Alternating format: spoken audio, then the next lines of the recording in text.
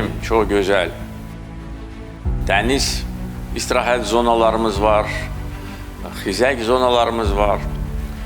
Güclü infrastruktur yaradılıbdır. Qarabağ və Şərqi Zəngəzurda böyük infrastruktur işləri aparılır. Orada da artıq yarışlar keçirilir.